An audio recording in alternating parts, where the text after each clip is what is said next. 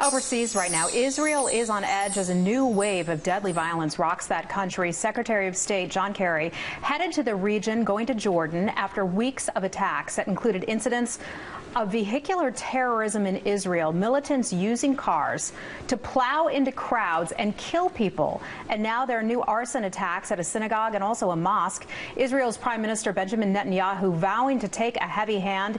He is accusing the Palestinian president of inciting those attacks. Joining us now is Ric Grenell, who advised 4 U.S. ambassadors to the United Nations. He's also a Fox News contributor. And this thing is fairly complicated, but part of the crux of this is are some holy sites. And part of it is the Al-Aqsa Mosque for the Muslims, and then part of it is Temple Mount for the Jews. Could you explain how this area is potentially causing a powder keg right now and potentially a new intifada or a Palestinian uprising?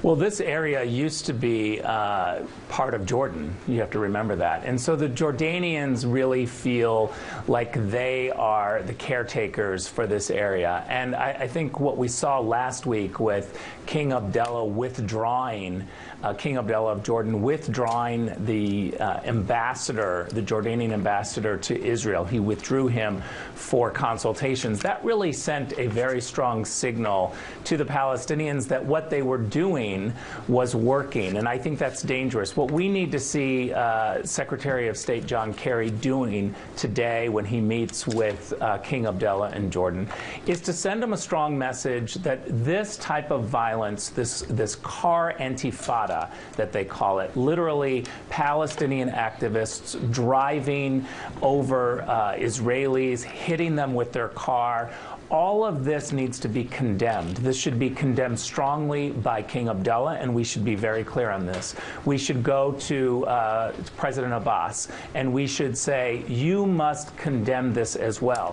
When we have a Palestinian government that is dismissive of this violence and actually supportive in some ways, well, Rick, and you have the pop culture within the Palestinian community celebrating it. Heather, we've seen a song celebrating these perpetrators. And Rick, and to that point, you mentioned there's a song. There's also been a big campaign on social media. I want to show some of our viewers exactly what you are talking about here. This is making the rounds on social media, these cartoons, if you will. One picture, for example, shows, I think we've got it right here, that's encouraging people to speed up, encouraging Palestinians to speed up and hit crowds of innocent civilians. This one doing something similar, and then yet again this one. I mean, this is sick. These are sick ads encouraging people to use their cars as weapons to kill and maim innocent civilians, and that is exactly what is happening there right now. Yeah, look, and we've seen this over and over and over. When there are things like this that, as you refer to, is sick, it really is sick. When we see this violence perpetrated, we have to speak out, and we have to demand that the Palestinian government do the same. After all, our U.S. tax dollars are going to fund the Palestinian government.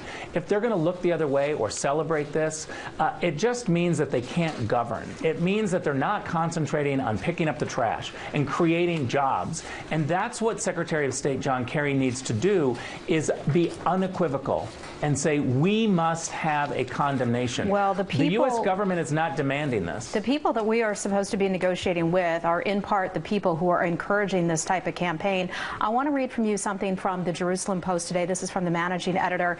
He says there is a sense of free fall in Jerusalem, of events spinning out of control. They're no longer isolated incidents. Anyone who has lived here through the first and second intifadas will recognize the same jittery, nervous spirit in the streets.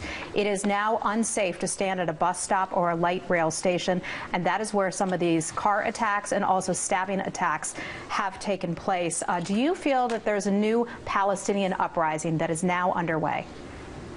I think we've always had Palestinian violence because they don't have a government that represents them. And what we're seeing now is no pressure. And I really believe this is when the U.S. government withdraws and doesn't pressure the Palestinians or others and really makes consequences for their action, then there is a message sent that you should continue doing these outrageous acts. And that's what we're seeing now. I mean, after all, John Kerry is pressuring the Israelis to sit down and talk to this government, this Palestinian unity government that includes Hamas. We would never allow another country to tell us to sit down with the Taliban or some other terrorist organization and work out the details.